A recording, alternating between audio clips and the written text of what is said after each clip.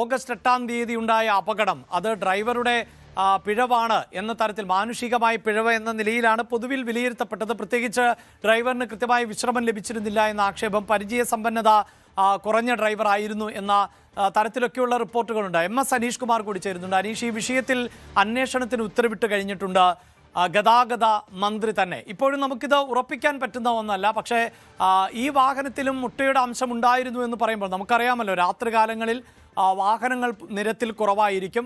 കഴിയുന്നത്ര ഈ ലോങ് ട്രിപ്പൊക്കെ നടത്തുന്ന വാഹനങ്ങൾ രാത്രിയായിരിക്കും കൂടുതൽ ദൂരം കവർ ചെയ്യാൻ ശ്രമിക്കുക.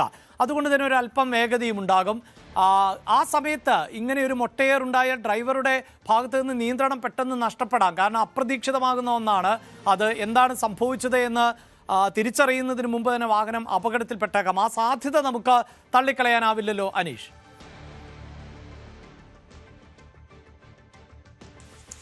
തീർച്ചയായിട്ടും അതൊരു സാധ്യതയെ തന്നെയാണ് നമുക്കിപ്പോഴും പറയാനുള്ളത്.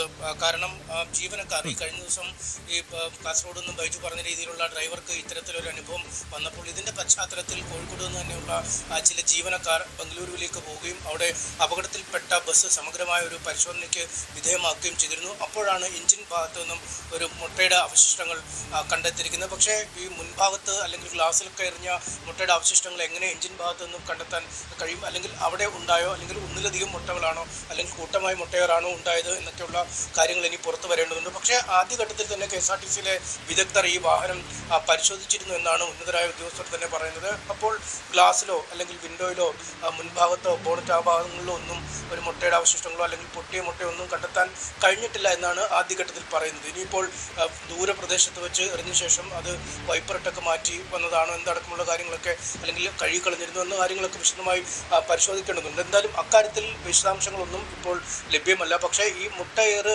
നേരത്തെയും നടന്നിട്ടുണ്ട് അല്ലെങ്കിൽ ഇപ്പോഴും നടക്കുന്നു. അത്തരമൊരു സാധ്യത തള്ളിക്കളയാൻ കഴിയില്ല എന്ന് തന്നെയാണ് KSRTC ഈ ഘട്ടത്തിൽ പറയുന്നത്. കാരണം പരിചയസമ്പന്നനായ ഡ്രൈവറാണ്. KSRTCയിൽ പ്രവേശിച്ചിട്ട് 5 മാസം മാത്രമേ ആയുള്ളൂ. സ്വകാര്യ ബസ്സിൽ അദ്ദേഹം ദീർഘകാലം വാഹനം ഓടിച്ചിരുന്ന ആളുകളാണ്. അതുകൊണ്ട് പരിചയസമ്പന്നതയിൽ കുറവൊന്നുമില്ല എന്നാണ് നേരത്തെ മന്ത്രി CP ജോൺ തന്നെ കൃത്യമായി ഇപ്പോൾ ടെലിവിഷൻ സ്ക്രീനിൽ കാണുന്ന ദൃശ്യങ്ങൾ നോക്കുക. ആ ദൃശ്യത്തിൽ കൃത്യമായി എഞ്ചിൻ ഭാഗത്ത് മുട്ടയുടെ അംശം ഉണ്ട് എന്നതിൽ തർക്കമൊന്നുമില്ല.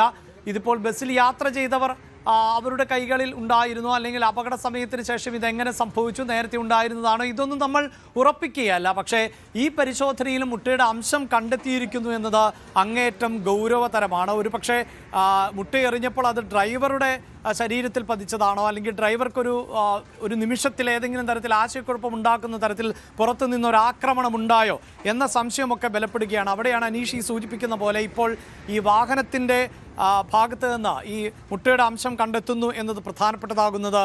അനീഷ്, തുടരാം.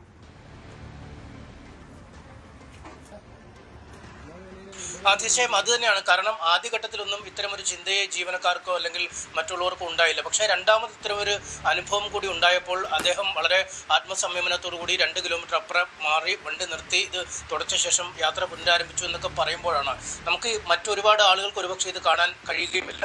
കാരണം അർദ്ധരാത്രിയാണ് അല്ലെങ്കിൽ പുലർച്ചയോടടുക്കുന്ന സമയത്തൊക്കെയാണ് ഈ ദൂര യാത്രകൾ പോകുന്നത്. ഇത് തന്നെ രാവിലെ പുലർച്ചെ ആയിരിക്കുന്ന ഒരുപക്ഷെ ജീവനക്കാർ മാത്രം ഉണർന്നിരിക്കുകയും മറ്റാളുകൾ ഒരുപക്ഷെ കണ്ടക്ടർ പോലും ഉറങ്ങുകയാവാം, ഡ്രൈവർ മാത്രമാവും ആ വാഹനത്തിൽ ഉണർന്നിരിക്കുന്ന ആൾ. വഴിയിൽ എന്തെങ്കിലും സംഭവിച്ചാൽ ഒരുപക്ഷെ അദ്ദേഹത്തിന് മാത്രമേ അത് കാണാൻ സാധിക്കുകയുള്ളൂ. മറ്റു യാത്രക്കാരൊന്നും ആ സമയത്ത് ഉണർന്നിരിക്കാനുള്ള സാധ്യതകൾ കുറവാണ്. അതുകൊണ്ട് എന്താണ് സംഭവിച്ചതെന്ന് അദ്ദേഹത്തിന് മാത്രമേ പറയാൻ കഴിയൂ. അഭിലാഷ് സൂചിപ്പിച്ചതുപോലെ തന്നെ ഒരുപക്ഷെ ഈ മുട്ട എറിഞ്ഞപ്പോൾ അദ്ദേഹത്തിൻ്റെ ദേഹത്തേക്കായിരിക്കാം കൊണ്ടത്, അല്ലെങ്കിൽ മറ്റെന്തെങ്കിലും ശ്രദ്ധ തെറ്റുന്ന രീതിയിലുള്ളതാവാം എന്നൊക്കെയുള്ള കാരണങ്ങൾ നമുക്ക് ചൂണ്ടിക്കാണിക്കാം. എന്തായാലും മന്ത്രി തന്നെ നേരത്തെ സ്ഥിരീകരിച്ച അദ്ദേഹത്തിന് വണ്ടി ഓടിക്കാൻ പര്യാപ്തമായ പരിചയസമ്പന്നത ഉണ്ട്. ഒപ്പം അദ്ദേഹം മൈസൂരിൽ പോയി രാവിലെ തിരിച്ചു വന്നിട്ട് രാത്രി 9 കൂടിയാണ് സൈൻ ഇൻ ചെയ്തിരിക്കുന്നത്. 8 മണിക്കൂറാണ് KSRTC നിഷ്കർഷിക്കുന്ന ഒരു വിശ്രമ സമയം. പക്ഷേ അതിനേക്കാൾ ഉപരി കൂടുതൽ സമയം അദ്ദേഹം 10-12-16 മണിക്കൂറുകളോളം അദ്ദേഹം പുറത്തുണ്ടായിരുന്ന ആളാണ് എന്നൊക്കെ പറയുന്നു. അതുകൊണ്ട് തീർച്ചയായും ഒരു അട്ടിമറി സാധ്യത നമുക്ക് ഈ ഘട്ടത്തിൽ തള്ളിക്കളയാൻ കഴിയില്ല. എന്തായാലും ഈ ബസ്സിൻ്റെ ഭാഗത്തു നിന്നും എഞ്ചിൻ ഭാഗത്തു നിന്നാണെങ്കിൽ പോലും ഒരു മുട്ടയുടെ സാന്നിധ്യം കണ്ടെത്തിയിരിക്കുന്നു. ഒപ്പം രണ്ടാമത് ഇത്തരം സമാനമായ സംഭവം ഉണ്ടായിരിക്കുന്നു. ഇതിനു മുമ്പ് പലപ്പോഴും ഇത്തരത്തിൽ മുട്ട വളഞ്ഞിറഞ്ഞ് ആക്രമിച്ച് വാഹനങ്ങൾ അപകടത്തിൽപ്പെടുത്തുന്ന കാഴ്ചകളൊക്കെ നമ്മൾ ഒരുപാട് കണ്ടിട്ടുള്ളതുമാണ്. എന്തായാലും ഇക്കാര്യത്തിൽ സമഗ്രമായ ഒരു അന്വേഷണമാണ് KSRTC ആവശ്യപ്പെടുന്നത്. കർണാടക DGPക്ക് ഇതിനകം പരാതി നൽകിയിട്ടുണ്ട്. അവരുടെ ആദ്യത്തെ ഘട്ടത്തിലെ പരിശോധനകൾ, സയന്റിഫിക് എക്സ്പെർട്ടുകൾ നടത്തിയ പരിശോധനകൾ, ഫോറൻസിക് പരിശോധനകൾ, വിരലുടെ അളവ്, ഇത്തരം കാര്യങ്ങളിലൊക്കെ ഒരു സമഗ്രമായ ഒരു പുനഃപരിശോധന ഒരുപക്ഷെ നടത്തുമെന്ന് നമുക്ക് കരുതാം. അക്കാര്യത്തിൽ വളരെ വലിയ സമ്മർദ്ദം കർണാടകത്തിന് മേൽ കേരളം ചെലുത്തുന്നുമുണ്ട്. അഭിലാഷ്. യെസ്, എന്തായാലും ഓഗസ്റ്റ് 8-ാം തീയതി നടന്ന അപകടത്തിൽ 2 ജീവനുകൾ പൊലിഞ്ഞുപോയ സാഹചര്യം ഉണ്ടാകുന്നു. ആ അപകടമുണ്ടായ അതേ ഇടത്ത് തന്നെയാണ് KSRTC വാഹനത്തിന് നേരെ മുട്ടയേറ് ഉണ്ടായത്. ആരാണ് ഈ തരത്തിൽ മുട്ടയെറിഞ്ഞത് എന്നതിനി കണ്ടെത്തേണ്ടതാണ്. നേരത്തെ ഇത്തരത്തിൽ ഈ മോഷണ സംഘങ്ങളായിരുന്നു വാഹനങ്ങൾ അപകടത്തിൽപ്പെടുത്താൻ വേണ്ടി മുട്ടയെറിയാറുള്ളത്. അപ്പോൾ 8-ാം തീയതി ഉണ്ടായ വാഹനാപകടത്തിലെ വാഹനത്തിലും മുട്ടയുടെ അംശങ്ങൾ കണ്ടെത്തിയിട്ടുണ്ട് എന്നതുകൊണ്ട് തന്നെ അന്നും ഇതുപോലെയൊരു ആക്രമണം ഉണ്ടായോ എന്ന സംശയം കൂടി ബലപ്പെടുകയാണ്. ഒരു ഇടവേളയ്ക്ക് ശേഷമാണ് ഇത്തരത്തിലൊരു വാർത്ത പ്രേക്ഷകരിലേക്ക് എത്തുന്നത്. നേരത്തെയൊക്കെ ഇത്തരത്തിൽ മുട്ടയെറിഞ്ഞ് വാഹനം അപകടത്തിൽപ്പെടുത്തി മോഷണം നടത്തുന്ന ഒരു ശീലം പലയിടത്തും ഉണ്ടായിരുന്നു. അത് പുനരാരംഭിച്ചിരിക്കുകയാണോ എന്നതാണ് ഇപ്പോഴത്തെ സംശയം. കൂടുതൽ വാർത്തകൾക്ക് News 18 Keralam YouTube channel subscribe ചെയ്യുക.